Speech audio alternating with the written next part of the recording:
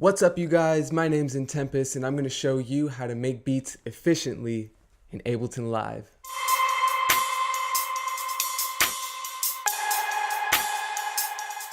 Music doesn't have to take days, weeks, or months to create anymore thanks to technology. And if you set yourself up correctly, you can have an entire idea down in one sitting.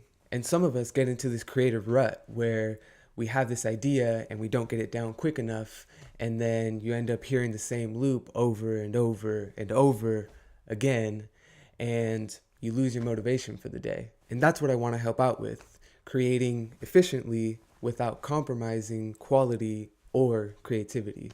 So I've created this live set that works really well for me that I want to share, that utilizes some of Ableton's plugins and functions in order to create consistently and efficiently. So I'm utilizing Ableton's clip view and the arrangement view, as well as using the instrument sampler and drum racks in order to create beats really fast while maintaining creativity and a focus on your own sound. So I have these 4 steps to set you up for success. Let's get into it. So step number 1, choose your sound palette. So create your own synths or just find your favorite synth patches. Ultimately, just get all of your favorite sounds and drop them into the Ableton Live set. Or if you want, create a folder in your Ableton user library so you can have quick access to all of your favorite sounds. Also, pick your favorite drum sounds and do the same thing. Step number 2, setting up the session. The first thing to consider is how many individual sound elements do you want in your songs. As a general rule, what I consider when thinking about this is what role is the instrument going to play in the overall scope of the song? Is it filling a melodic role, a harmonic role? Is it percussion? Is it a bass line? Or is it just ear candy? Typically for the music that I make, I have maybe 5 music tracks, and one of those tracks I switch out as a lead, and then I typically have about 3 drum tracks, kick, snare, and a closed hi-hat. Again, it's up to you how many tracks you actually want, but it's just something to consider. So let's go ahead and start building our Ableton Live session by dropping in the individual sound elements that we want in our song. So I have my folder here, and let's go ahead and drag in the drum sounds first. And now let's do the music sounds. So once you have everything dragged in, let's go ahead and create a drums group and a music group. So we can shift click and then command G to create a group for the drum instruments. And then we'll call this group drums. And we'll do the same for these music instruments. Command G to create the group, Command R to rename, and we'll call it music. And if you want as well, you can color code the groups. That way, they're easily distinguishable. Now that you have the drums group and the music group, what you can also do now is go into audio effects and just put in some Ableton plugins or whatever plugins you want to create a basic processing chain so that you can do a quick mix for your beats. And also, just so that you have one, you can put a limiter on the master just so that when you want a quick bounce of your live session, you'll be able to do that and then make sure that the level will be decent when you bounce out your WAV file. What you can also do, if you like, is to insert return tracks into your Ableton Live session. I already have 3 set up here. What I like to do is have usually at least one of my favorite reverbs and an eighth note delay and a quarter note delay to fill in the beat and to make the individual elements a little more cohesive. Okay, so that's the basic setup of the Ableton Live session. Now let's move on to step number 3. Step number 3 is using Sampler for your drums. So Sampler is a very powerful tool within Ableton Live. It can deal with multiple samples at the same time, and you can affect the attack, decay, sustain, and release of those individual samples. Sampler also has built-in filters already, and you can also affect the pitch of each sample. But what I want to focus on is how you'll be able to use Sampler to cycle through some of your favorite drum sounds with one of its functions. So if we look at the Ableton Live session I set up, you can see my drum instruments are titled kicks, snares, hi-hats, plural. And there's a reason for that. So when I click on one of these tracks, it brings up this drum rack here, and you can see that only one space of the entire drum rack is filled. Now there's a reason I set it up this way, and I'll explain that later. But let's go into Sampler. So if we go here and open this is Sampler. And you can see that I have a sample loaded in already. Sampler is very powerful, where you can affect the sample start and end with either these arrows or fine tune right here. You can affect the pitch here. And in this filter global tab, you can see that Sampler already has a filter setup along with multiple different types of filters, low pass filters, band pass, high pass, etc. You can also affect the attack, decay, sustain, and release of the sample here. But as I said, I want to focus on one of Sampler's functions specifically, which can be found in the zone tab here. So when you click on that zone tab, you can see here that I have a list of these samples that I've loaded in to Sampler. And this is one of the differences between Sampler and the other instrument in Ableton Live, Simpler. Simpler can deal with one sample, whereas Sampler can deal with multiple samples at the same time, which can lead to a really cool functionality that we'll go into right now. So these 3 buttons up top here, key, velocity, and select.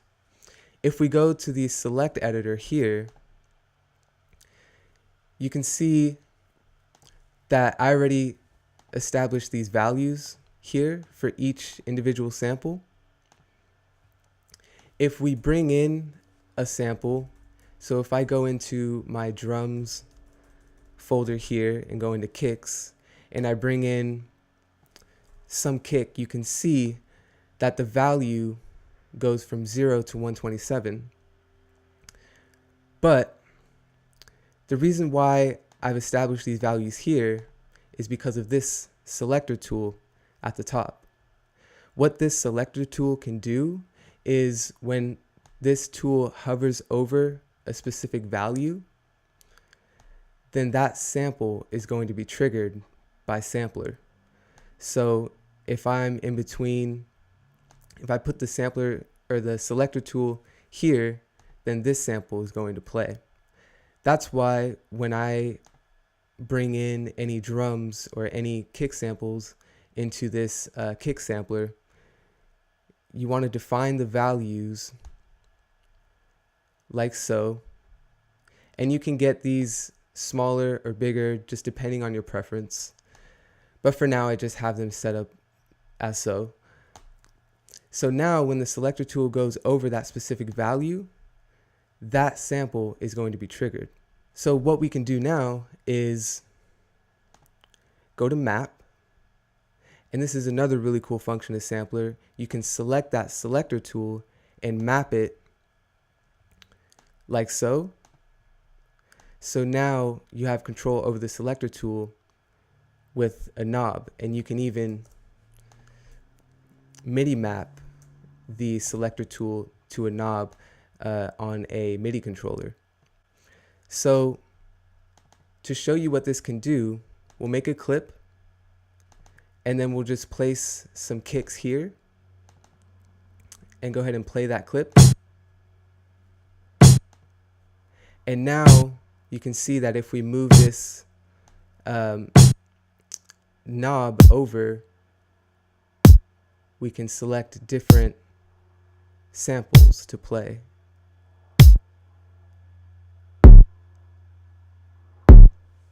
Okay, so working with sampler in that way, you'll be able to, when you play in a certain kick pattern, when you play in a certain hi-hat pattern, you can cycle through the drum sounds that you decide to put into sampler by using that selector tool.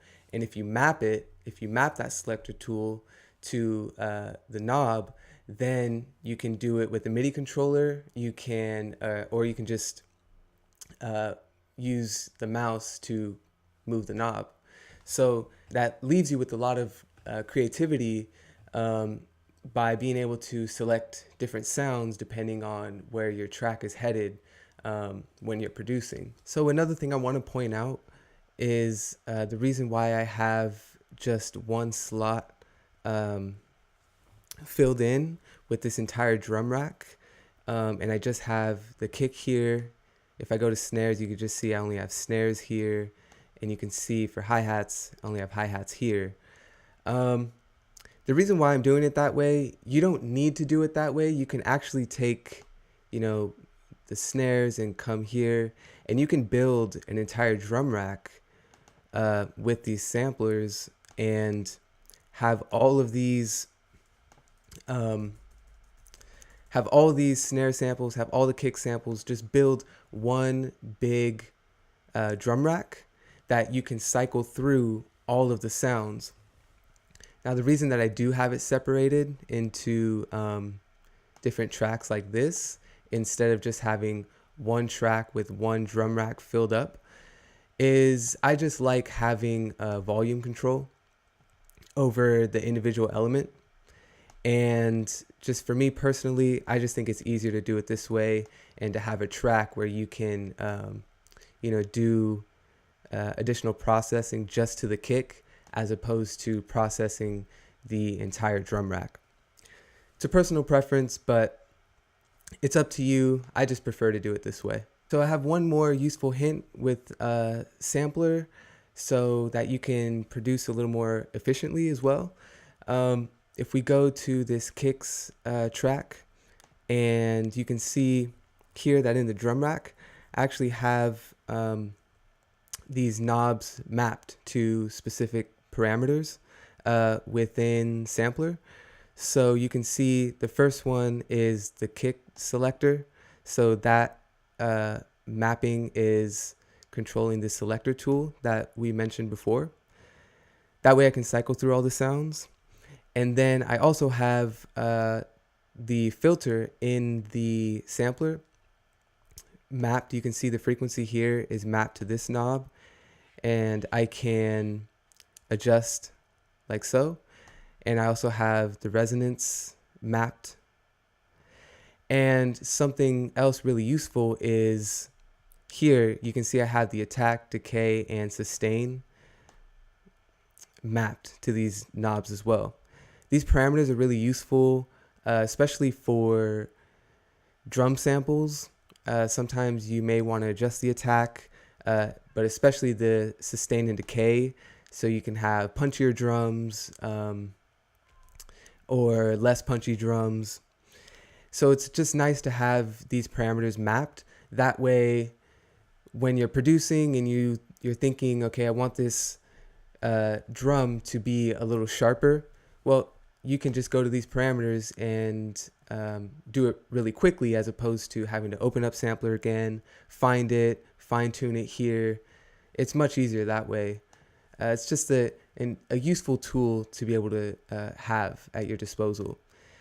Another one that I want to show that I did specifically for the hi-hats is, you can see most of the parameters are mapped the same. The hi-hat selectors here, low pass filter, the resonance map there, the attack, decay, sustain map there.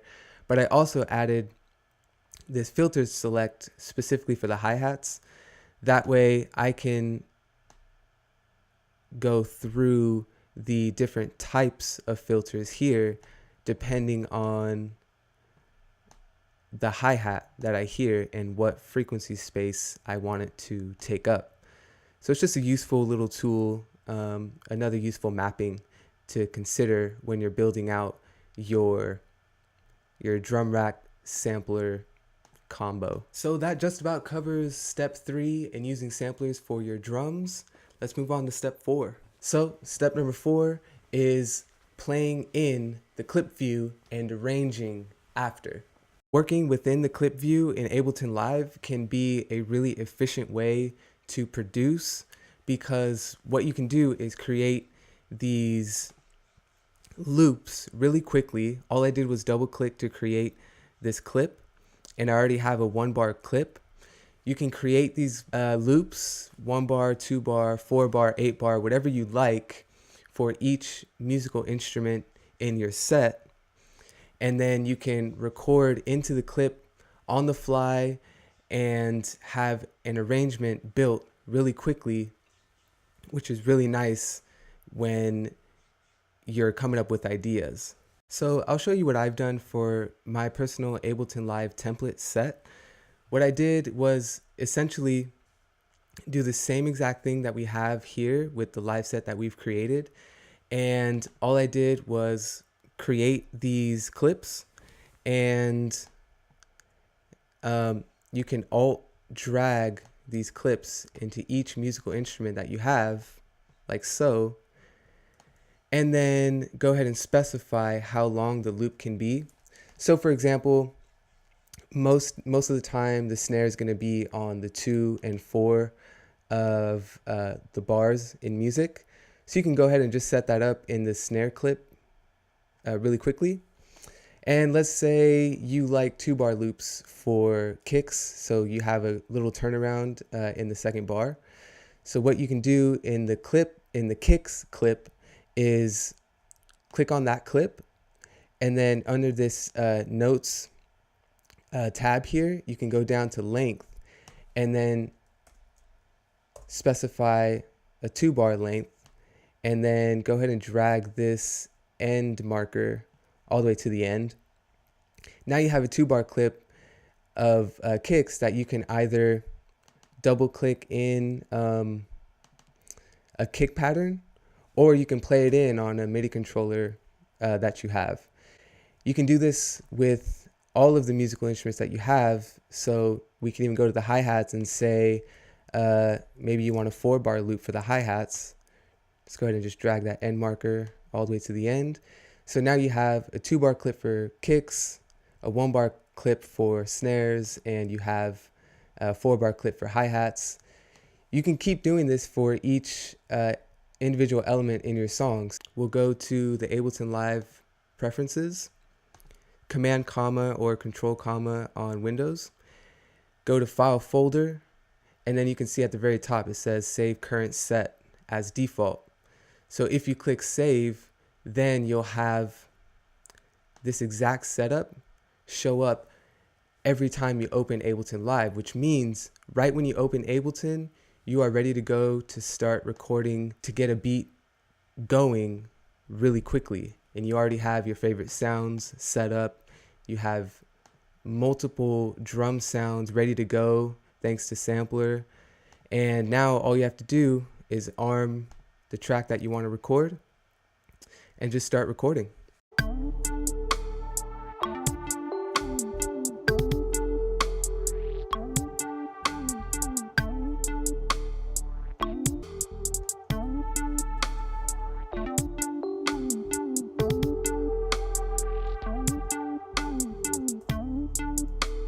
Okay, cool guys. So what I was doing was just playing in a really simple beat, and I just used the live set that we actually just built to do a really quick song. So I just played in a little kick pattern. I played the hi-hats in, bass, the lead, and the vibe leading chord, and just made something really quick. And now what we can do is we can launch the scene in order to start kind of making an arrangement really quickly. We'll launch this bottom scene since it's the simplest, and then we'll just build out a quick arrangement in the arrangement view by hitting the record button and then launching this these 3 scenes.